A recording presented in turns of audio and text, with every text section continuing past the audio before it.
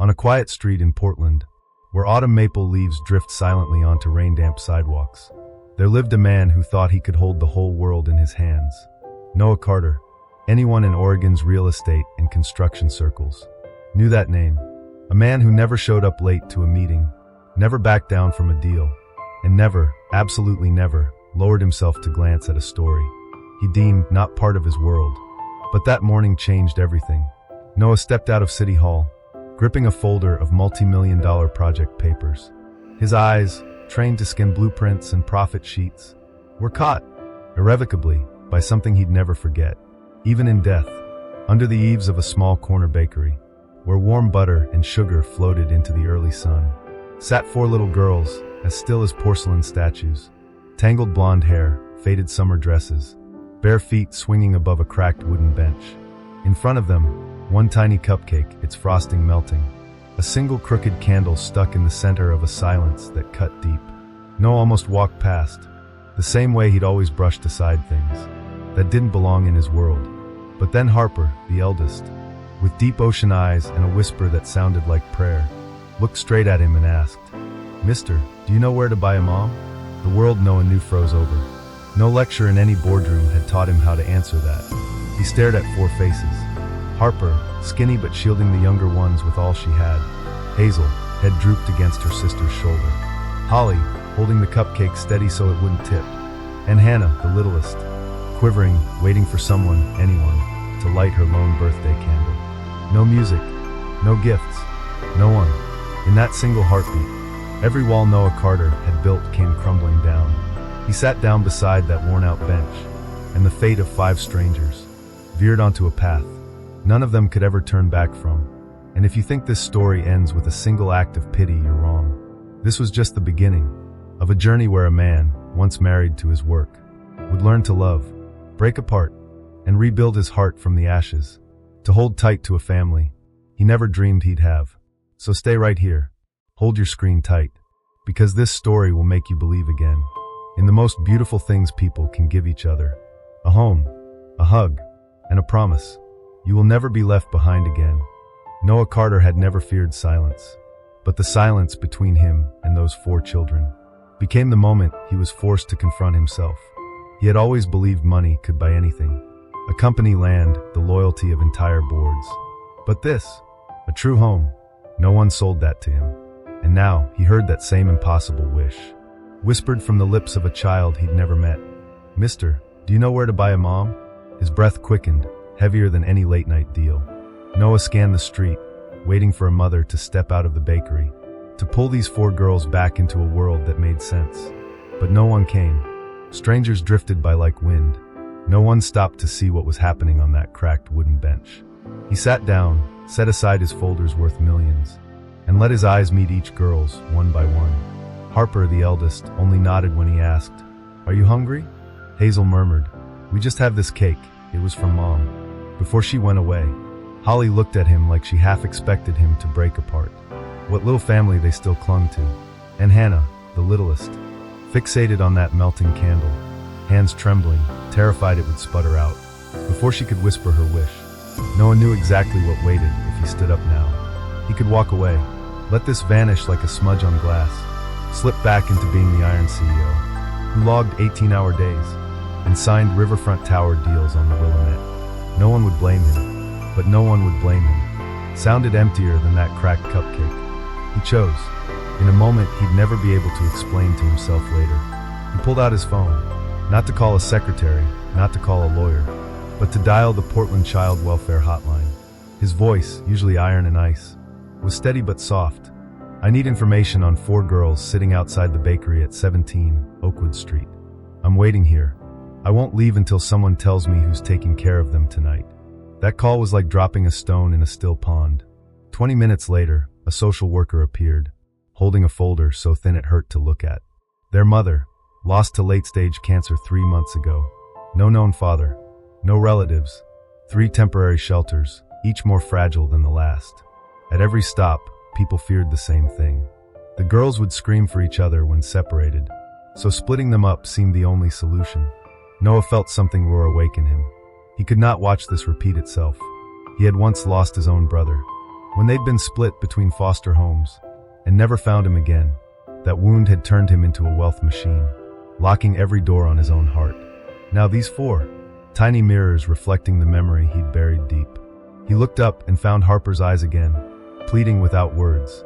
Noah rose, crouched to her level, his voice low but unshakable. I don't know where to buy a mom, but I do know how to build a home, and I will build it for all 4 of you together.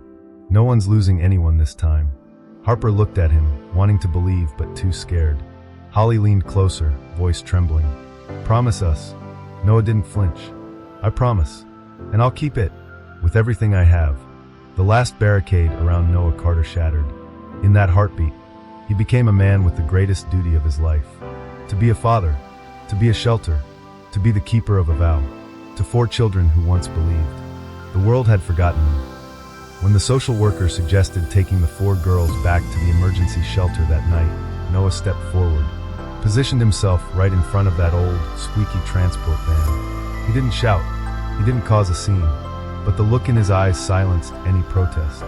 Before it could form on the social worker's lips, I'll take full responsibility. I've made myself clear. I won't let these girls be split up ever again. His voice, when it dropped low, carried the same weight that had closed countless high-stake negotiations in seconds. But tonight, it wasn't wielded for power. It guarded 4 children, who'd never had the right to choose anything for themselves. After a flurry of urgent calls, a few reluctant nods, and hastily scribbled paperwork, Harper, Hazel, Holly, and Hannah were allowed to go home with Noah, under the status of emergency placement. Temporary, but safe.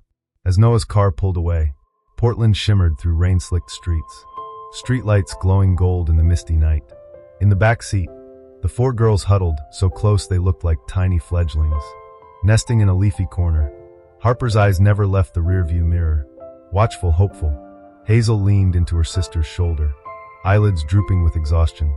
Holly flinched every so often, half expecting the car to turn toward another place that wasn't home. And Hannah, the littlest, clutched that battered cupcake, its frosting a smudged testament to a birthday half-finished. Noah flicked on soft jazz, the mellow hum floating like a breath between them. He didn't look at them directly through the mirror, just spoke gently now and then. Anyone cold? Want a story? Almost there, just a little longer. His house sat on a quiet hilltop, overlooking the Willamette River's twinkling banks. Once, it had been a lonely fortress, a cage for deals, fine liquor, and the echo of his own solitude. But tonight, when the door swung open, the fragile warmth of 4 small souls turned the whole place inside out. The vast living room, gas fireplace flickering, high-end sofas gleaming under chandelier light. None of it mattered to them. Their eyes searched only for each other. Hannah clung to Harper's skirt. Holly slipped her hand into Hazel's without a word. Noah crouched low, his voice so soft he startled even himself. From tonight on, this is your home. Not a shelter, not a foster stop. A home, for all 4 of you. No one leaves anyone. Holly was the first to break.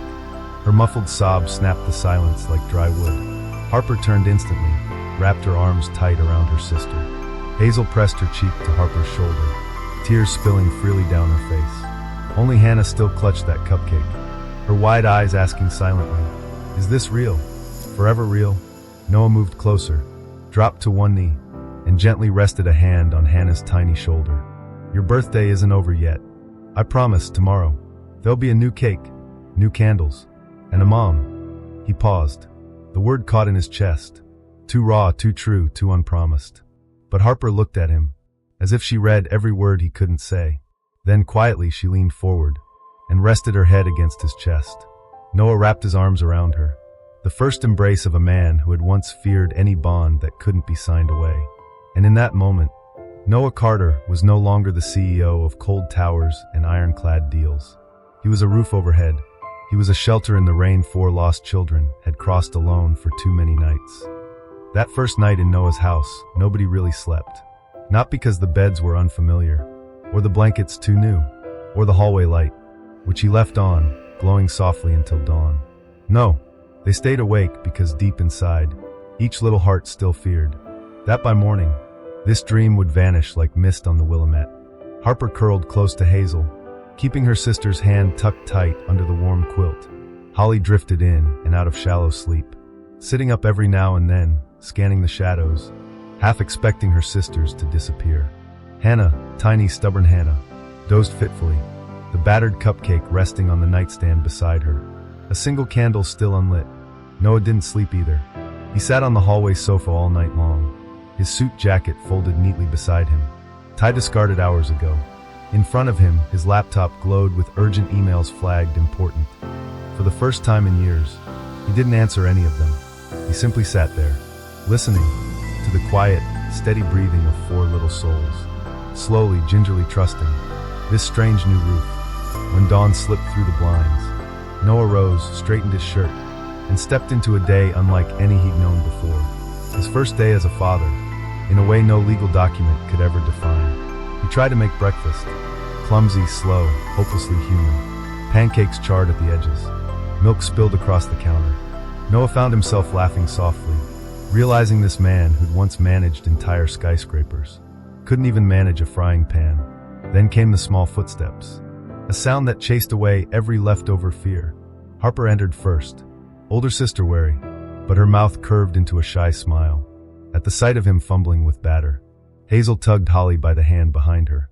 And last was Hannah, clutching the teddy bear Noah had grabbed last night from a corner convenience store, just so she'd have something to hold. "What do you girls want for breakfast?" Noah asked, his voice a shade unsteady, but his eyes unwavering.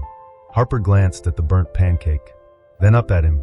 For the first time, she giggled, just a breathy bubble of sunlight that cleared the last storm inside him. "Can we help you make it, Mr. Noah?" He nodded, stepping aside at the counter. For pairs of small hands, big hands, all busy at once. Hazel cracked eggs across the floor.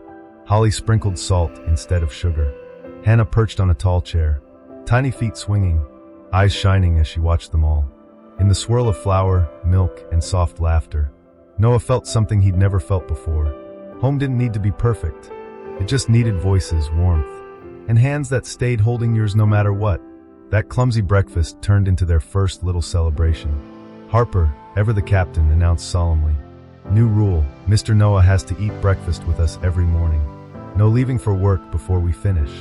Noah laughed, nodding, raising a playful hand in an oath. Hazel whispered, "And every night a bedtime story." Holly jumped in, "And a song too." Hannah lisping her demands. Hug too." Noah said it without a flicker of hesitation. "I promise." After breakfast, the girls scattered outside, giggling through the garden, small shoes leaving dewdrop trails across his once pristine lawn. Noah stayed behind, alone at the messy kitchen island, staring at the mountain of dirty plates. And he laughed, an easy, light laugh he'd nearly forgotten how to make. Right there, between spilled syrup and sticky counters, Noah Carter understood. He'd stepped into the hardest battle of his life. To keep that promise, to become the father for little girls had always deserved, and he was ready.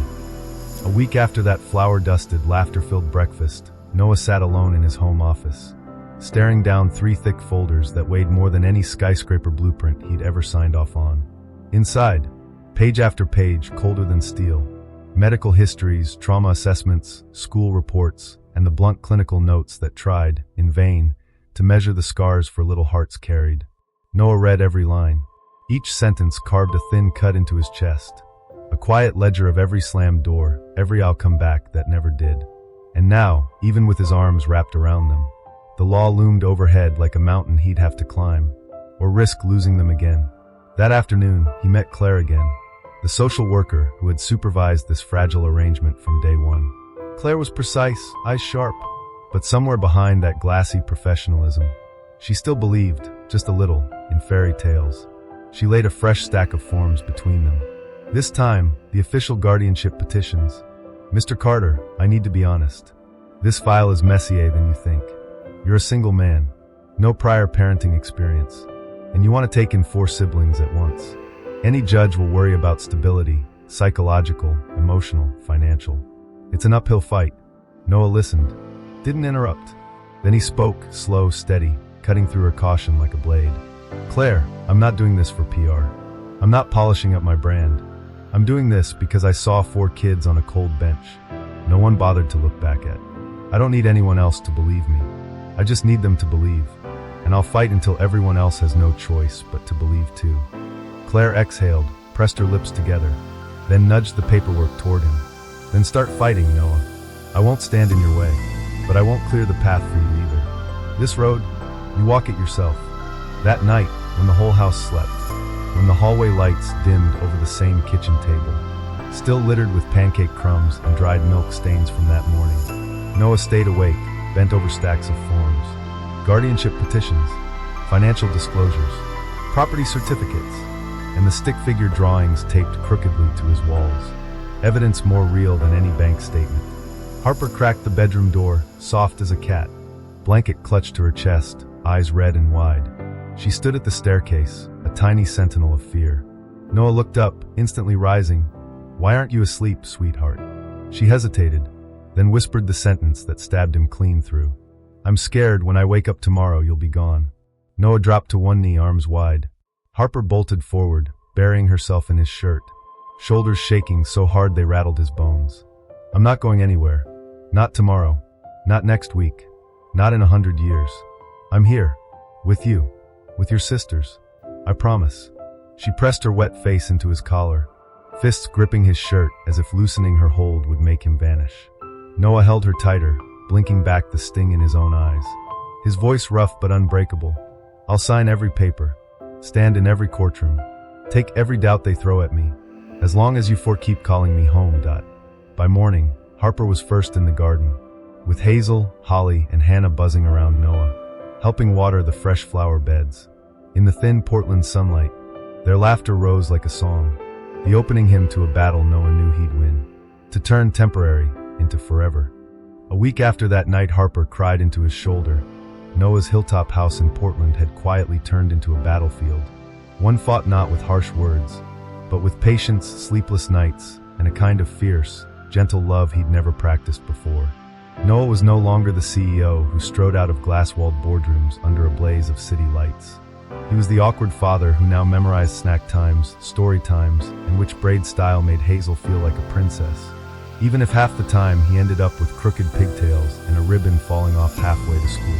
His new life cost him things. Mornings where his hair stuck out in every direction.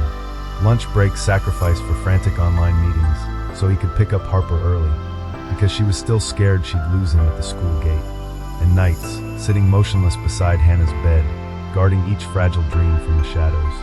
Yet right there, amid exhaustion and tangled routines, Noah found the one truth he'd never learned in all his years of power and deals. Love doesn't come with conditions. It only needs a place to stay. That Saturday night, for the first time, their little fortress on the hill welcomed guests. Claire, the social worker whose eyes could slice through excuses, and Michelle, a young welfare lawyer with a voice softer than her courtroom cross-exams, showed up unannounced for a routine living environment check. Noah didn't flinch, but the girls did. Brave Harper squeezed Hazel's hand tight when Claire stepped inside. Holly darted behind Noah's legs, peeking out only when she thought no one was watching. And tiny Hannah hugged her bear so hard its button eye nearly popped. Noah knelt to eye level, his voice low, steady, warm. "Listen to me, loves. They're not here to take you away. They just want to see that everyone's safe and happy here. Just be yourselves. That's enough." "Okay." Harper nodded first. Hazel followed, shy but trusting. Holly pouted, her trademark, but her hidden dimple betrayed her. Hannah tilted her head, still puzzled. "Boss stay here? Not go?" Noah laughed softly, brushing a hand through her curls. "Boss here. Always." The interview unfolded in the living room, bathed in mellow lamplight. Michelle's questions came measured and thorough. Income statements, work schedule changes, childcare help, how he balanced being a full-time father of 4. Noah answered them all, voice deep, calm, and wholly unshaken. He handed over meal plans he'd typed himself, showed their new daily routine on his phone calendar, mentioned the extra tutoring sessions he'd signed them up for. Halfway through, Harper trotted out proudly holding a crayon masterpiece, a house with 4 stick sisters and one big man whose hand connected to each of theirs. Across the top, scrawled in uneven block letters, "Our home." Claire took the drawing from Harper, glanced at Noah, and for a fleeting moment, something gentle flickered in her eyes. A fragile kind of faith that social workers rarely dare feed for too long. When the visitors finally stepped back into the night, Noah walked them to the gate. Claire paused, turned to him under the porch light. "Mr. Carter, I was skeptical. I've seen too many people suddenly want to do good, then bail when it's hard. But now, I believe you won't leave. Will you?" Noah looked past her shoulder, saw Hazel's silhouette at the window, her head bobbing as she hummed a bedtime tune. He shook his head, a quiet smile tugging at his lips. "I've left many things behind in my life. But this? I'm keeping this. To the very end." That night, long after lights were out and the garden lay hushed under Portland's sleepy stars, Harper tiptoed to his bedroom door, blanket trailing, voice smaller than the moonlight on her face. "Noah, I love you." She said it so softly just for him. But to Noah Carter, it turned the whole world right side up. On a rare, clear Sunday morning in Portland, Noah did something new. He took his 4 girls out for a little adventure, a reward for surviving their first full week of school without a single tearful meltdown or midday call begging to come home. He picked a riverside park lush with grass, scattered benches, a small pond where ducks drifted lazily, and a playground bursting with bright colors. Holly and Hazel tore across the open lawn, racing each other and squealing with laughter. Harper stayed by Noah's side, her small hand glued to his like she feared the world might pull her away if she let go. And Hannah, the tiniest, rode high on his shoulders, giggling wildly, her chubby fingers poking at his hair as if she were queen of her own little kingdom. Between bursts of laughter and squeals from the swing set, Noah sank onto an old wooden bench, exhaling. He watched them blend so naturally into a crowd of kids they barely knew. Children who just weeks ago flinched at passing truck horns or huddled together at the slightest unfamiliar sound. Now they were shrieking each other's names, arguing over who got the next turn on the slide, leaving the past behind one fearless giggle at a time. A gentle voice tugged him from his thoughts. He looked up, surprised to see a woman with chestnut hair, reading glasses perched low on her nose, arms full of picture books. She knelt next to Hazel, said something that made the girl nod eagerly, then watched as Hazel dashed off to gather her sisters. When the woman stepped closer, she smiled, warm but teasing. "You must be the dad of the 4 little tornadoes over there. I'm Emily, storytime volunteer at the community library. Hazel says you bring them every weekend, but never stay to listen." Noah blinked, a little embarrassed. He rubbed the back of his neck, chuckling. "Guilty. I usually sneak out to take work calls. Bad habit I haven't shaken yet." Emily laughed, a quiet, easy sound that settled the air between them. "You should try staying next time. They love it, and I think you might like hearing fairy tales more than your boardroom dramas for once." That night, back home, once the house had fallen into its hush of sleepy breaths and soft dreams, Noah lay sprawled on the sofa, gently brushing a stray lock of Harper's hair off his shoulder. He replayed that moment at the park, Hazel pointing at Emily, proudly telling Harper, "Miss Emily's stories are the best, Daddy." He caught himself wondering, when was the last time he let himself sit still long enough to hear a fairy tale start to finish? No phone in hand, no mind drifting back to deadlines? In the days that followed, Emily's presence grew. Not because of Noah, but because the girls wouldn't stop begging for just one more chapter from the gentle librarian. At first she'd swing by with fresh library books. Then she stayed for puzzles with Harper. Eventually, she found herself sharing cookie recipes over coffee with Noah, laughing when he confessed his homemade biscuits could double as hockey pucks. She never forced her way into the fragile space labeled Mom, a word the girls still half-whispered with an ache they didn't fully understand. Emily simply stayed, patient, soft-spoken, and entirely hers, until the girls reached for her on their own. One evening, Harper tugged Emily by the hand out onto the porch, tiptoed close, and whispered something conspiratorial in her ear. Emily's laugh was so gentle it made Noah, watching awkwardly from the doorway, feel like he'd stumbled on a secret garden. She turned, voice playful but sincere. "Harper wants to know if I could come here to read bedtime stories instead of just at the library. Would that be all right with you?" Noah didn't answer right away. He looked at Harper, her eyes shining with hope. At Hazel, nodding off on the hallway rug. At Holly, half asleep with her bear. At Hannah, already dozing, curled safe in Emily's lap. Then he smiled, a smile that felt like remembering how to breathe for the first time in years. "If you don't mind, I think that might just be the best thing these girls have ever had." The night Emily became the official bedtime storyteller of house number 17 on the Portland Hill, an unexpected rainstorm fell across the city. Hazel squealed with delight, spinning barefoot in the yard, palms lifted to catch every cold, playful drop. Harper, once terrified of thunder, now stood safely tucked under the porch roof beside Noah, her wide eyes tracing the falling rain while her small hand clung stubbornly to the hem of his shirt, her silent way of making sure he wouldn't disappear. Inside, Holly and Hannah were already burrowed under blankets, waiting for Emily. On the coffee table, a little bunny-shaped lamp glowing softly, a plate of misshapen cookies Noah had tried, and half failed, to bake using Emily's recipe, and a neat stack of fresh picture books borrowed just that morning from the library. Emily arrived like a pocket of calm in the storm, bringing the warmth of brewed tea and a voice gentle enough to hush even the loudest thunder.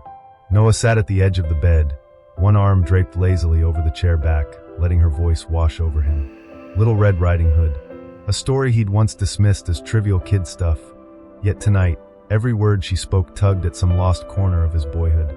He watched Holly, eyelids fluttering but fingers still tugging at her blanket's corner. Hannah, the littlest, had already drifted off, lips curved into a dreaming smile. Harper and Hazel pressed close to Emily's shoulders, eyes shining in the lamplight, safe and so very alive. In that moment, Noah knew he could buy them stuffed animals, build them toy castles, even stack Lego towers to the ceiling. But the one thing he could never wrap up and gift them himself was exactly what Emily brought into this house night after night. Peace, patience, the kind of softness that only comes from someone who truly chooses to stay. When the final bedroom light clicked off, Noah tiptoed to the kitchen to make tea. Emily stood by the doorway, still holding the last storybook. They looked at each other, no rush, no polite small talk. It was Noah who broke the hush first, voice low enough not to wake the house. "I don't know how to thank you for this. For all of it." Emily smiled, her fingertips brushing a raindrop from the damp hem of her coat. "You don't have to thank me, Noah. I'm here because, well, I feel like I belong here too." Noah blinked. That word, belong, slipped from her lips like an unspoken promise. No contract, no plan, just truth. Days turned to weeks.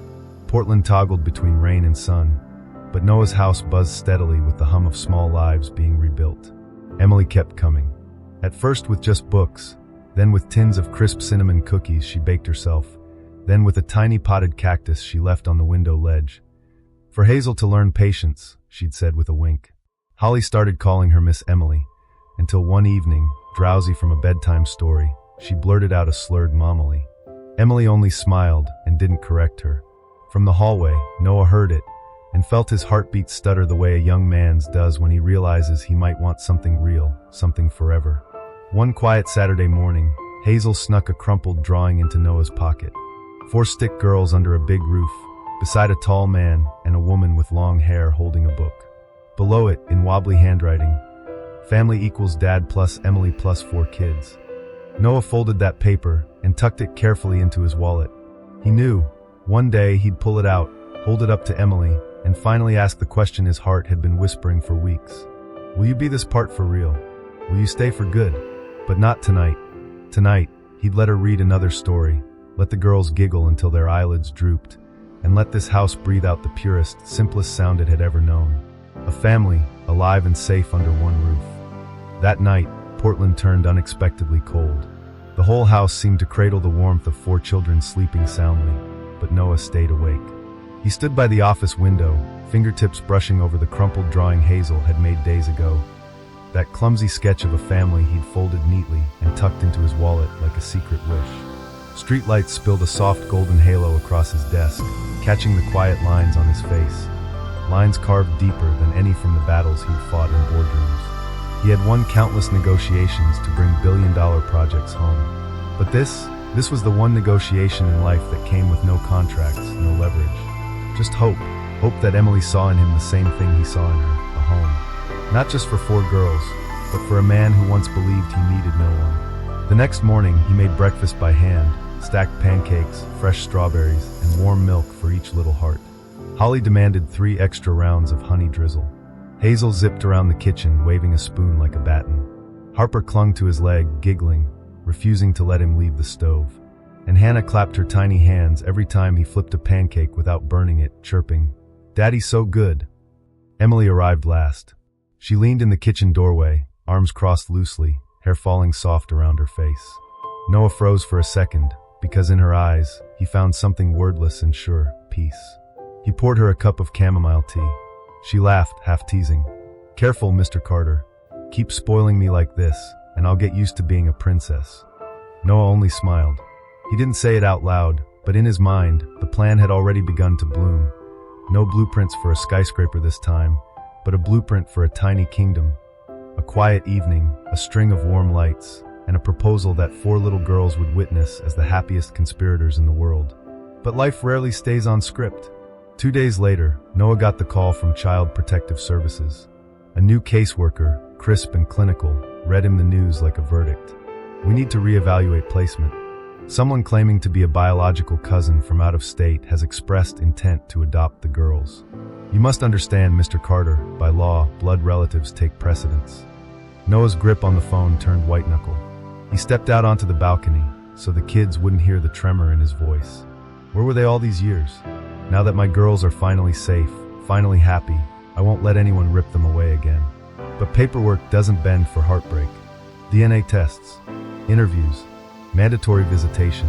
It would all happen, no matter how deeply it cut him.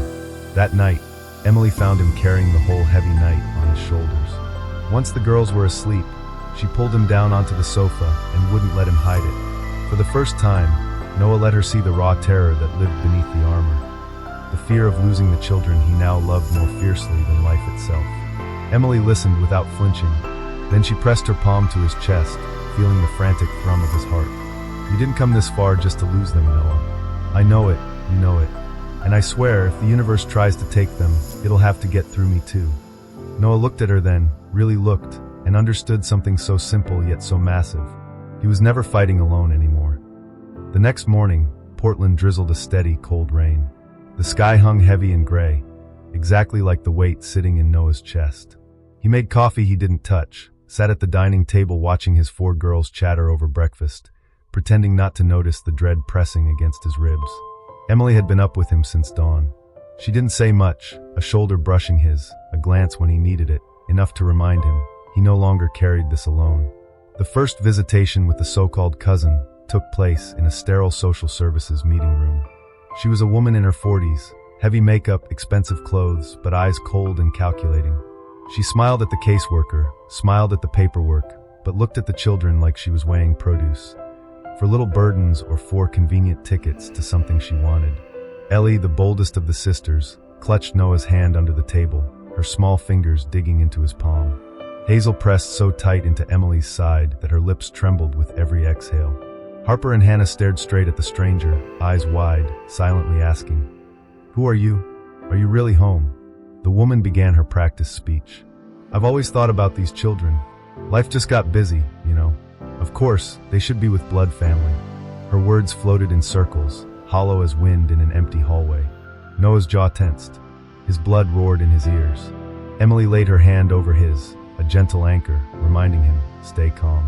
They're watching. They need your strength more than your rage." When the caseworker turned away to pour water, Ellie's small voice broke the hush, soft but crystalline clear. "I don't know who you are. I only know this is my dad." The room fell silent. Harper's voice wavered but held firm. "And this is Miss Emily. She's our mom." The woman's painted smile cracked. Emily tightened her arm around Hazel. Noah swallowed hard, his vision burned, but he stayed still, steady, unshakable. He knew this would not be one with fury. This would be one with truth the law could not ignore. The investigation stretched on for days. Caseworkers came to the house, interviewed neighbors, sat in classrooms, talked to teachers. They watched Emily comfort a scraped knee, braid Hazel's hair, read bedtime stories as naturally as any mother could. Noah was ready for every question. Each report card, every medical checkup, a gallery of family snapshots stacked neatly in a battered folder on his desk. One night, after the girls had drifted into dreams, Noah and Emily sat side by side on the porch steps. Rain-wet leaves scented the breeze that brushed their shoulders. His voice was low, more a vow than a confession. "I won't let them take our kids. I don't care how many courtrooms it takes. I'll fight until there's nothing left in me to fight with. This is their home. And yours, if you'll have it." Emily lifted her face, eyes glassy but fierce with resolve. "I've been part of this home for a long time, Noah. I'm not going anywhere." On the day of the final hearing, the sun rose blazing over Portland after a week of relentless rain. Noah clasped his daughter's hands. Emily walked beside him, steady as a heartbeat. The girls wore matching jackets. Together they stepped into that courthouse, not as four frightened orphans and a man trying to save them, but as what they truly were, what they had long called each other in every whispered bedtime wish and every giggling pancake morning. A family. The sky over Portland that day seemed impossibly high, as if even the heavens wanted to witness something finally made right.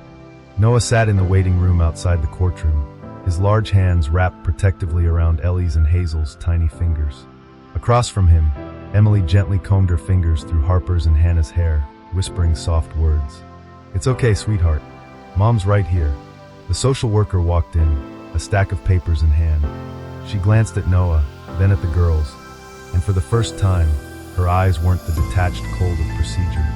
She gave the faintest nod, as if to say without words, "Trust this. Today it will be right." When the hearing began, the woman who claimed to be their cousin sat prim and polished on the other side. Thick foundation, a lawyer with a smooth voice listing out blood ties, family precedents, financial stability. But when Noah's attorney rose, the air shifted. He didn't rattle off bank statements or vacation promises. Instead, his words painted every quiet truth Noah had stitched into these children's days and dreams. "Your Honor, these 4 children were left behind by the system once. They do not need a distant relative or an unfamiliar roof. They need the home they've already built, night after night, under one blanket, with one father they chose, who earned the name not by law, but by love." Then it was the girl's turn. Ellie went first. Her shoulders trembled, but her voice held steady, fierce. "I don't want to go anywhere else. I just want to stay home with Dad Noah and Mom Emily. I don't need anyone else." Hazel's turn, shy but unwavering. "Dad taught me how to write my name. Mom sings me to sleep. That lady is not my family." Harper nodded hard, her lips pressed tight. "I don't want anyone else kissing me goodnight except Dad and Mom." A hush fell across the courtroom. Then Hannah's tiny voice, innocent and final, like a period at the end of a desperate prayer. "I drew my house. It has Dad, Mom, us, no one else." The room held its breath. The woman's polished composure cracked, her arguments falling like dead leaves in a storm. Noah looked at his daughters, at Emily, and the fear he'd carried for so long was gone. He knew now. He had never fought this fight alone. At last, the judge, an older man with salt and pepper hair and a voice that rumbled like a steady drum, lifted his gavel and spoke each word slowly, with weight that would echo far beyond those walls. "Legal guardianship is hereby granted to Mr. Noah Walker. The children will remain in his custody, to grow and thrive under the care of a father whose love and responsibility have proven irreplaceable. This hearing is concluded." Hazel lunged into Noah's arms. Ellie clung tight to Emily's hand. Harper sobbed, but it was the kind of tears that washed away dread. Hannah squealed a giggle, crowing for all to hear. "We don't have to say goodbye anymore." Noah pulled Emily close, whispering into her hair, his voice a promise forged in iron and devotion. "No one will ever break this home apart again. Not ever." And so, in that dry, cold courtroom, a family won. Not with paperwork alone, but with love and an unbreakable resolve to never, ever let go. The hearing ended, but for Noah, Emily, and their 4 little angels, it was only the beginning of a new journey, the journey called a real family. That day, Portland bloomed under a rare, gentle sun. Outside the courthouse, Noah lifted Hannah into his arms. Ellie held tight to Emily's hand, while Harper and Hazel darted circles around the flower beds, their laughter bright enough to catch the passing breeze. Strangers walked by, glimpsed this picture, a father, a mother for giggling girls, never knowing that just months ago, these tiny hearts huddled on a cold bench, waiting for someone to come back for them. That evening, their cozy home in the suburbs glowed late into the night. The new last name party wasn't grand, a few pizzas, cupcakes, and children's music humming from a tiny speaker. Yet to Noah, Emily, and the girls, it felt like the warmest celebration this world could offer. Ellie, little leader that she was, lifted her cupcake like a royal decree. "I declare, from now on, we are the real Walker family. Dad is Dad. Mom is Mom. Nobody's allowed to disagree." The table erupted with laughter. Noah tugged Emily closer, whispering into her hair. "You heard the boss, it's official now." Emily turned, meeting his eyes brimming not just with love, but with something deeper still. The quiet knowing that only people who've weathered fear and loss together ever carry. After the tiny feast, Noah quietly cleaned up the mess while Emily shepherded sleepy feet up to bed. When she returned, she sank beside him on the window bench, overlooking their backyard strung with fairy lights still flickering softly. She spoke in a dreamy murmur. Do you remember the first day you met them? You told me not to get attached too soon. And look at you now, you're the one who can't walk away. Noah laughed, blinking away a prickling behind his eyes. I never want to walk away. My only regret is I didn't find them sooner. And you? Emily leaned her head on his shoulder, their fingers interlaced. In that gentle hush, they both noticed 4 tiny shadows peeking from the hallway, hushed giggles giving them away. They grinned at each other. This was home. Autumn eased in. Portland's rain softened into light drizzles. Perfect for Noah to show up at school gates, warm lunch in hand. He learned to sign contracts in his car while waiting for dismissal bells. Emily, too, left her teaching assistant job to pour herself into a book about how 4 innocent hearts found trust again, and how a man once cold as stone saved himself by opening his arms to them. On their first Thanksgiving as the Walker family, neighbors, friends, even the social worker who once checked every box in their files came to share a crowded dinner table. Amid all the chatter and clinking cutlery, Harper stood tall, tapped her spoon to her glass, and declared, I want to thank Dad Noah for never leaving us, and Mom Emily for baking the best pies ever. Applause and laughter rose, spilling warmth into every corner of that crowded room. Noah looked around, heart swelling with an emotion that had no neat name. Except maybe. This is why you fight the hard battles. Whether in America or anywhere in this world, sometimes the most important thing isn't how much you earn or how strong you seem, but whether you dare to choose what's right, even when it's hardest. A family isn't a reward for the successful. A family is where everything begins, and the only thing worth holding on to until the very end.